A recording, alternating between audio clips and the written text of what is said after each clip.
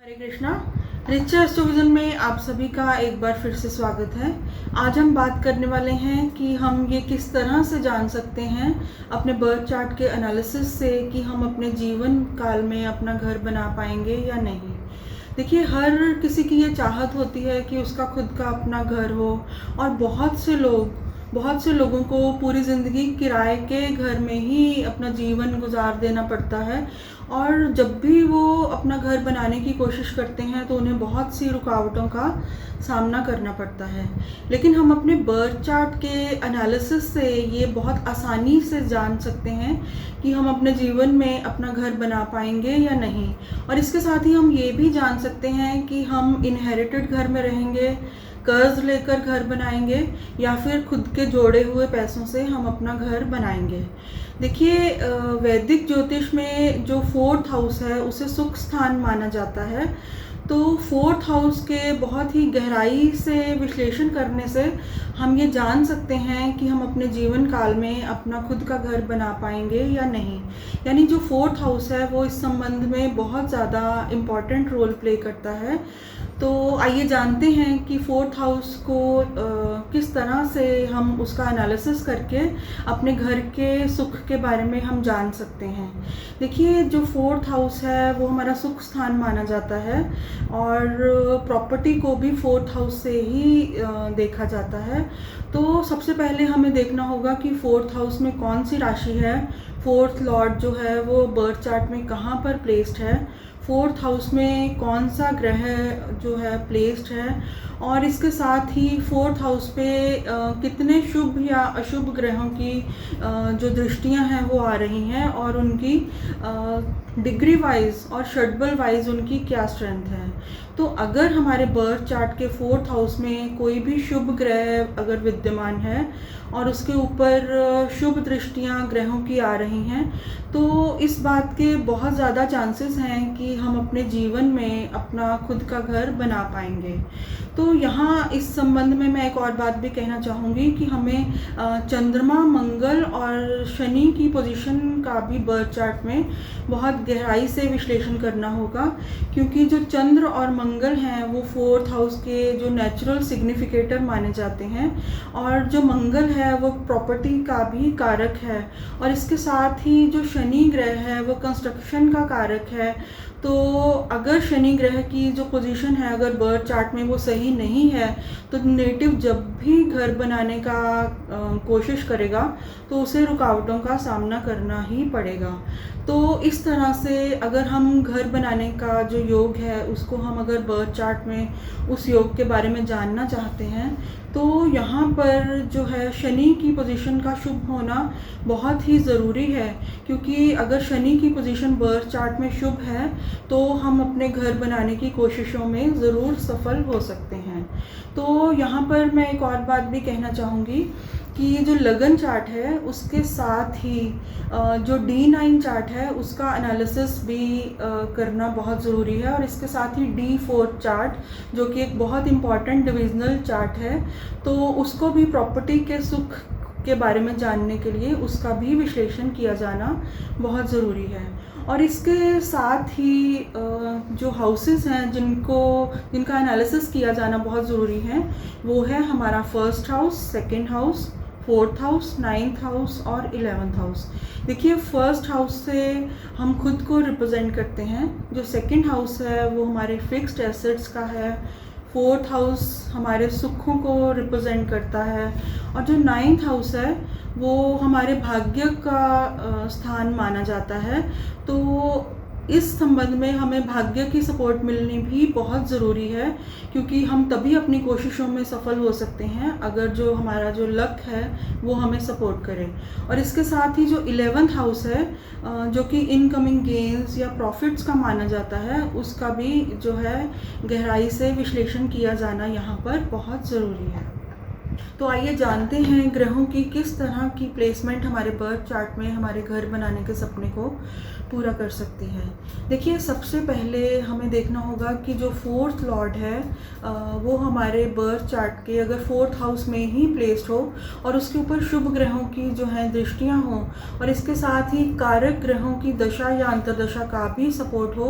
तो नेटिव अपना खुद का घर बना पाएगा। इसके काफ़ी चांसेस बन सकते हैं। और इसके साथ ही अगर जो हमारा जो फोर्थ लॉर्ड है वो अगर केंद्र या त्रिकोण में एग्जॉल्टेड होकर प्लेस्ड है और उसके ऊपर शुभ ग्रहों की जो दृष्टियां हैं वो हैं और उसके साथ ही जो कारक ग्रह हैं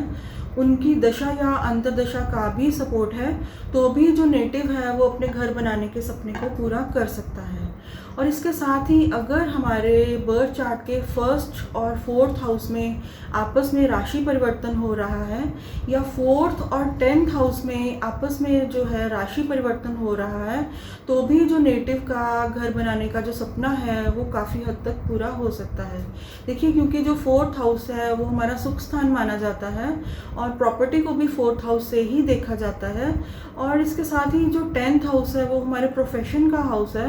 तो इन फोर्थ और 10th हाउस में आपस में अगर राशि परिवर्तन है और उसके ऊपर शुभ ग्रहों की दृष्टियां भी हैं,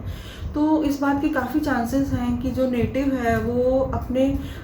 बिजनेस या अपने प्रोफेशन से जो भी उसने जो पैसा कमाया है वो उस पैसे की मदद से अपना बहुत अच्छा खुद का एक आलीशान घर जो है वो ज़रूर बना सकता है। तो इसके बाद हम बात करेंगे कंजंक्शंस की, कि अगर फर्स्ट लॉर्ड फोर्थ लॉर्ड के साथ कंजंक्ट होकर फोर्थ हाउस में प्लेस्ड हो और उसके ऊपर शुभ ग्रहों की जो है दृष्टियां हों और कारक ग्रहों की दशा अंतर्दशा का भी सपोर्ट हो, तो भी जो नेटिव का घर बनाने का जो सपना है वो पूरा हो सकता है। और इसके साथ ही अगर सेकंड हाउस में सेकंड लॉर्ड और फोर्थ हाउस प्लेस्ड हों और उसके साथ ही जुपिटर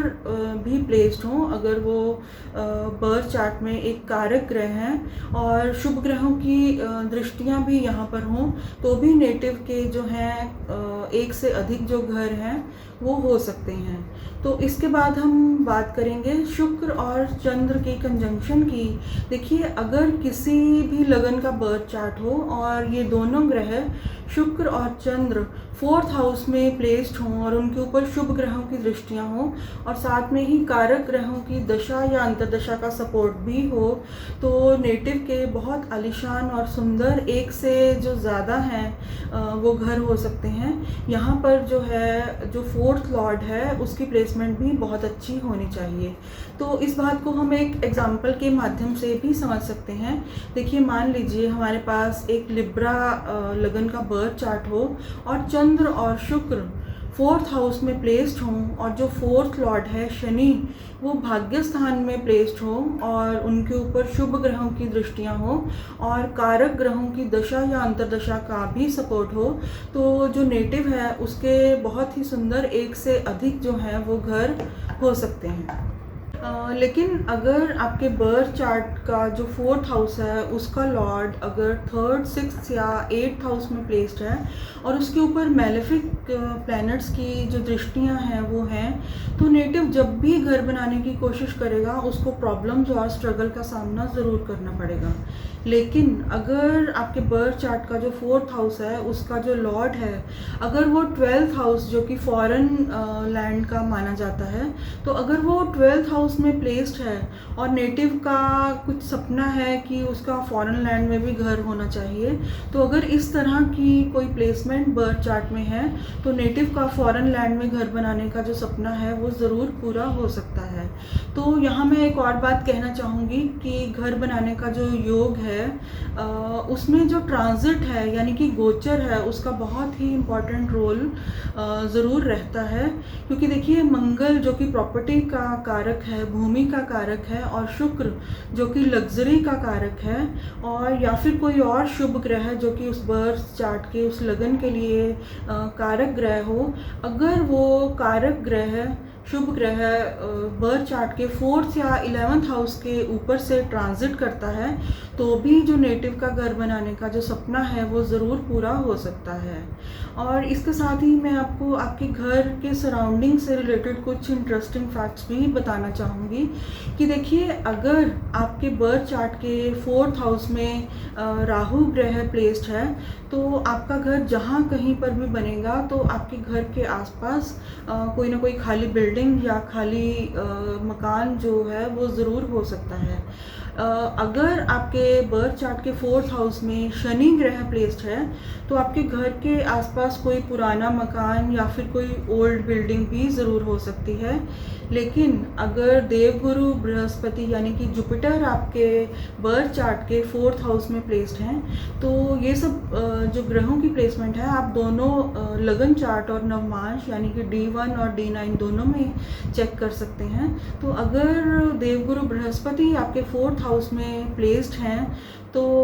तब भी आपका जो घर है जहाँ भी बनेगा उसके आसपास एक मंदिर होने की जो संभावना है वो ज़रूर हो सकती है। और इसके साथ ही अगर आपके बर्थ चार्ट के 4th हाउस में चंद्र या शुक्र जैसे सुंदरता के जो कारक ग्रह हैं अगर वो प्लेस्ड हैं, तो आपका जो घर जहाँ कहीं पर भी बनेगा उसकी जो आसपास की जो सराउंडिंग्स हैं वो बहुत ही सुंदर, बहुत ही ब्यूटीफुल हो सकती हैं। इस बात के बहुत ज़्यादा चांसेस हैं। तो ये था मेरा छोटा सा विश्लेषण अपने घर के योग के बारे में। तो अगर आपको मेरा वीडियो ये अच्छा लगा हो तो प्लीज़ मेरे चैनल को सब्सक्राइब करें, मेरे वीडियो को लाइक करें। टिल देन, हरे कृष्ण।